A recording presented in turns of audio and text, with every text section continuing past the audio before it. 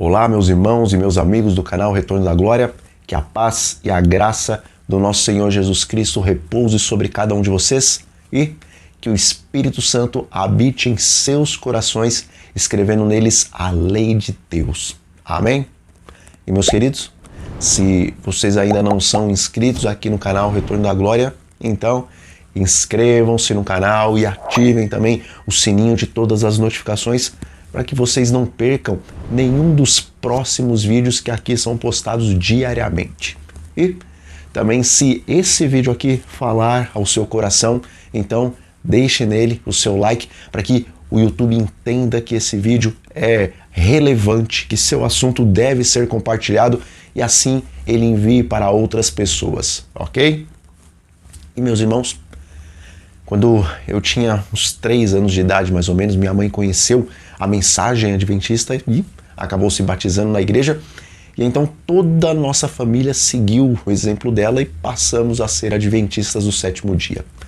E até os meus 12 anos, mais ou menos, de idade, eu estive na igreja e eu me lembro que nesse tempo, amigos, haviam muitos irmãos fervorosos e também eu me lembro que existiam muitas e muitas pregações da volta do Senhor Jesus. Mas ali com uns 12 anos mais ou menos eu saí da igreja e em 2005, depois de 10 anos fora dos caminhos de Deus, eu acabei retornando para os braços de Cristo. Contudo, amigos, depois de passar 10 anos fora da igreja e retornar, decidido sim ser um cristão zeloso, eu percebi que em apenas 10 anos, a igreja chamada de remanescente, ela havia passado por mudanças muito grandes e não para melhor. E de 2005 para cá, eu tenho infelizmente presenciado que ano após ano a menina dos olhos de Deus tem aberto mais e mais as portas para os costumes mundanos e as pregações com relação à volta de Jesus são quase inexistentes hoje em dia. E nesses vários anos que eu estou novamente na igreja, eu também tenho presenciado uma covardia da parte de muitos líderes e também da parte de muitos leigos da igreja, porque aqueles que querem pregar a verdade tal como ela foi dada a essa igreja, esses são perseguidos e muitas vezes são taxados de fanáticos e de perfeccionistas e até mesmo têm os seus nomes removidos dos livros da igreja para que dessa forma eles sejam impedidos de poderem pregar dos púlpitos para outros irmãos que realmente querem ouvir a mensagem que Deus deixou para esse povo. Meus queridos amigos, por mais que nós sabíamos que todas essas coisas iriam acontecer e por mais que pelo estudo da Bíblia e também do Espírito de Profecia, nós sabemos que a situação ainda vai piorar a ponto de alguns chegarem a defender dos púlpitos a guarda do domingo em vez da guarda do Santo Sábado Bíblico. Ainda assim, é uma enorme tristeza ver boa parte do povo que se diz remanescente pisotear nas Sagradas Escrituras e também ridicularizar o Espírito de Profecia e também aqueles que defendem as verdades que ali estão escritas. Mas, irmãos, até quando nós teremos que suportar essa situação dentro da própria igreja? E até quando nós seremos obrigados a ver e a ouvir cultos e músicas que fazem com que muitas vezes os anjos de Deus se retirem da Assembleia para chorarem do lado de fora do templo do Senhor? E até quando, meus amigos, nós teremos que viver entristecidos com a realidade desse mundo e também com a realidade da igreja, a qual deveria ser um refúgio e também um alento para aqueles que são peregrinos nessa terra? Bom,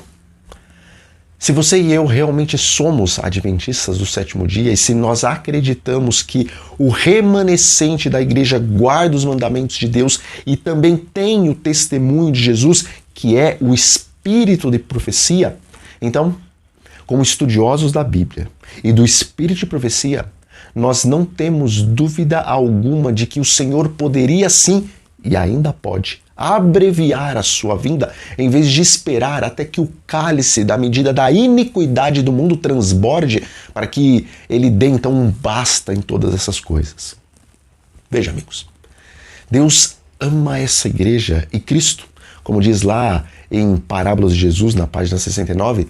ele aguarda com fremente desejo a manifestação de si mesmo no seu povo, para que quando o seu caráter se reproduzir perfeitamente na sua igreja, ele possa se levantar e vir reclamar os seus súditos como a sua propriedade.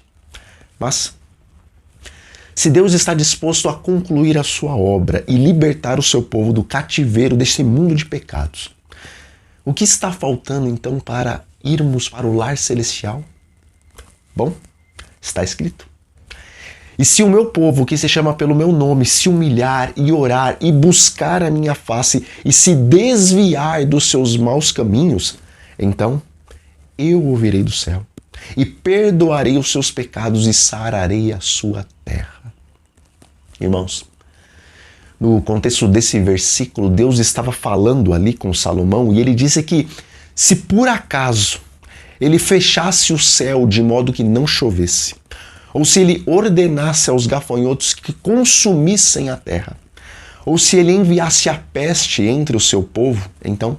vem o versículo 14 de 2 Crônicas, capítulo 7, dizendo que se o povo se humilhasse, orasse, buscasse a face dele e se desviasse dos seus maus caminhos, ele ia ouvir do céu, perdoaria os seus pecados e sararia a terra deles.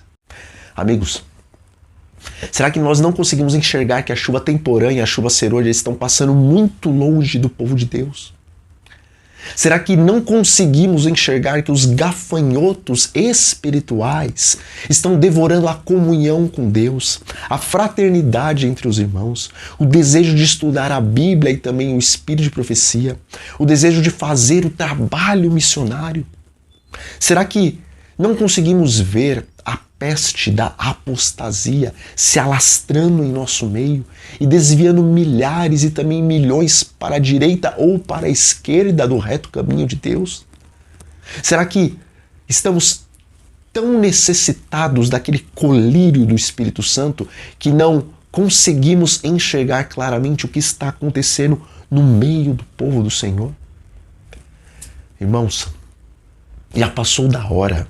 dos 7.000 que não se prostraram a Baal se humilharem diante de Deus, do Deus de Israel, e orarem fervorosamente pedindo o poder do Espírito Santo para amarem de tal maneira a Deus que busquem incessantemente a face dele e que venham então a ter nojo do pecado, para que o Senhor os escute dos altos céus, remova todos os seus pecados em nome de Cristo, purifique os seus corações e prepare-os para as últimas chuvas espirituais e então sare de uma vez por toda a sua terra, permitindo que venha uma sacudidura que leve toda a palha e todo o joio, para que o tempo do refrigério pela presença do Senhor venha como chuva serôdia sobre aqueles que permanecerem fiéis aos princípios que nos foram dados. Amigos, assim como no antigo Israel, o coração da maioria de nós está endurecido e obstinado a continuar no caminho largo. E quando mostramos os shows, os circos, as igrejas que aprovam o movimento LGBT, as danças e tantas outras coisas que estão ocorrendo com o povo de Deus ao redor de todo o mundo,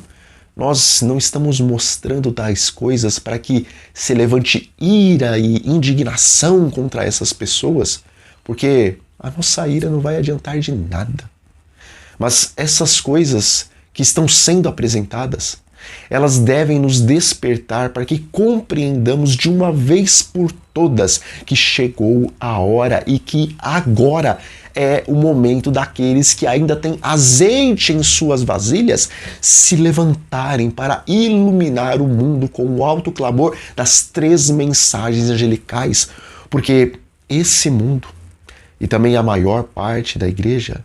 não vão capitular e levantar uma bandeirinha branca, mas eles irão avançar na sua rebeldia e também na sua apostasia, e o único meio de refrear o mundo e a apostasia na igreja é se aqueles que ainda enxergam se humilharem, orarem, buscarem a face de Deus e pedirem perdão dos seus pecados, para que o Senhor os use poderosamente nessa última e decisiva batalha entre as trevas e a luz.